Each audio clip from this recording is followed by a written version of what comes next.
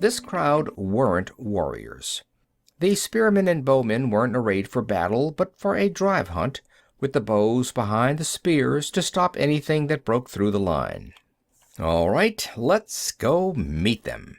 The querulous, uncertain note was gone from Millard's voice. He knew what to do and how to do it. Goffredo called the Marines to stand fast. Then they were advancing to meet the natives, and when they were 20 feet apart, both groups halted. The horn stopped blowing. The one in the yellow robe lifted his staff and said something that sounded like "Wee-lee-lee-leek." The horn, he saw, was made of strips of leather, wound spirally and coated with some kind of varnish. Everything these people had was carefully and finely made. An old culture, but a static one, probably tradition-bound as all get out. Millard was raising his hands. Solemnly he addressed the natives. "'Twas Brillick and the Slithy Toves were whooping it up in the Malamute saloon, and the kid that handled the music box did gyre and gimble in the wabe. And back of the bar in a solo game all misty were the borogroves, and the mome rats outgayed the lady that's known as Lou." That was supposed to show them that we too have a spoken language, to prove that their language and ours were mutually incomprehensible, and to demonstrate the need for devising a means of communication. At least that was what the book said.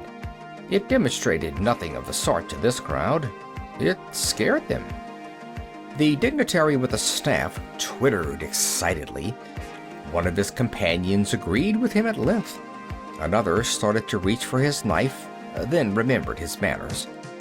The bellows man pumped a few blasts on the horn. "What do you think of the language?" he asked Lillian. "They all sound that bad when you first hear them. Give them a few seconds, then we'll have phase 2. When the gibbering and shrieking came to fall off, she stepped forward. Lillian was herself a good test of how human aliens were. This gang weren't human enough to whistle at her.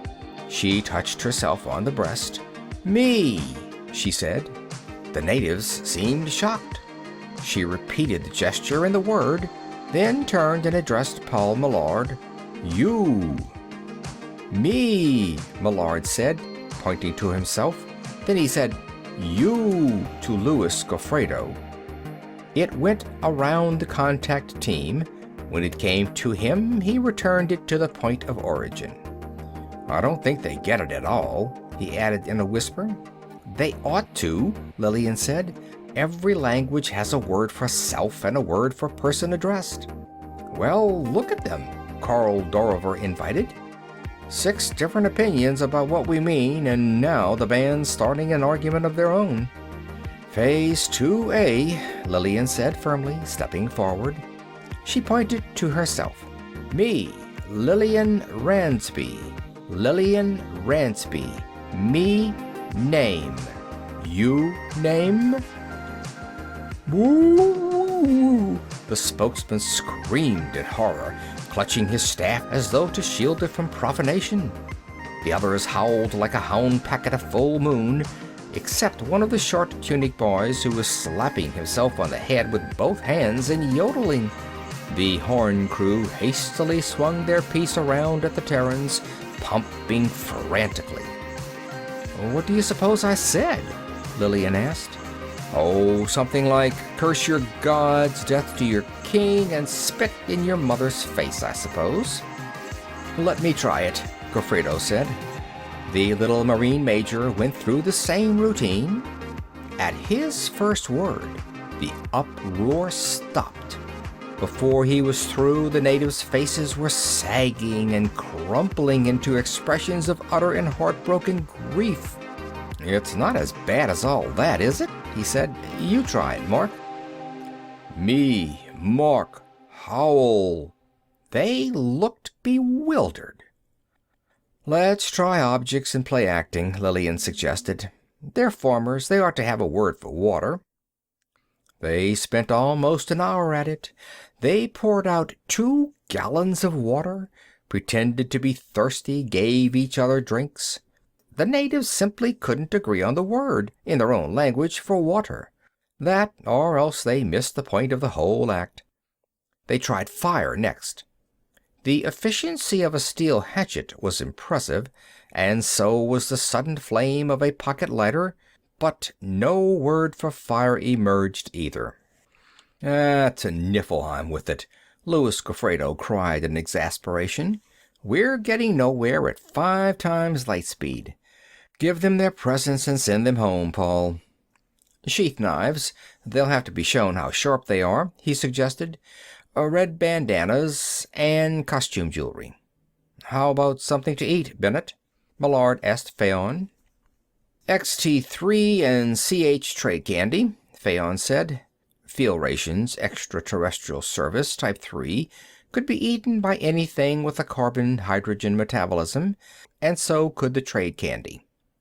Nothing else, though, till we have some idea what goes on inside them.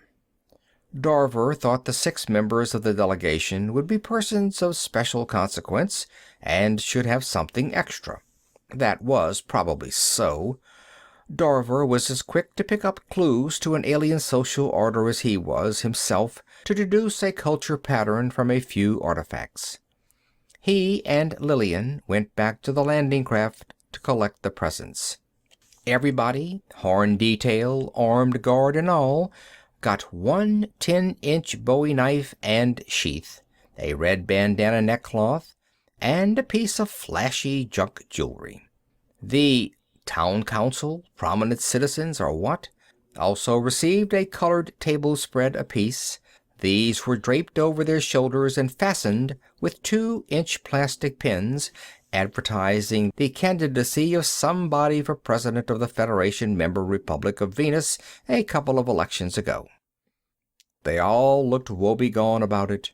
That would be their expression of joy. Different type nerves and different facial musculature, Phaon thought. As soon as they sampled the XT3 and candy, they looked crushed under all the sorrows of the galaxy. By pantomime, and pointing to the sun, Millard managed to inform them that the next day, when the sun was in the same position, the Terrans would visit their village, bringing more gifts. The natives were quite agreeable, but Millard was disgruntled that he had to use sign talk. The natives started off toward the village on the mound, munching XT3 and trying out their new knives. This time tomorrow, half of them would have bandaged thumbs. The Marine riflemen and submachine gunners were coming in, slinging their weapons and lighting cigarettes. A couple of Navy technicians were getting a snooper, a thing shaped like a short-tailed tadpole, 6 feet long by 3 at the widest, fitted with visible light and infrared screen pickups, and crammed with detection instruments, ready to relieve the combat car over the village. The contact team crowded into the number 1 landing craft, which had been fitted out as a temporary headquarters.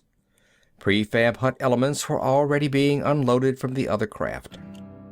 Everybody felt that a drink was in order, even if it was 2 hours short of cocktail time. They carried bottles and glasses and ice to the front of the landing craft and sat down in front of the battery of view and communication screens. The central screen was a 2-way, tuned to one in the officers' lounge aboard the Hubert Penrose, 200 miles above it. In it, also provided with drinks, were Captain Guy Vendinho and 2 other naval officers and a Marine captain in shipboard blues. Like Gofredo, Vendinho must have gotten into the service on tiptoe. He had a bald dome and a red beard, and he always looked as though he were gloating because nobody knew that his name was really Rumpelstiltskin. He had been watching the contact by screen. He lifted his glass toward Millard. "Over the hump, Paul?" Millard raised his drink to Vendinho. "Over the first one. There's a whole string of them ahead." "At least we sent them away happy. I hope." "You're going to make permanent camp where you are now?" one of the other officers asked. Lieutenant Commander Dave Questel, ground engineering and construction officer. What do you need? There were 2 view screens from pickups aboard the 2,500-foot battlecruiser. One, at 10 power magnification, gave a map-like view of the broad valley and the uplands and mountain foothills to the south.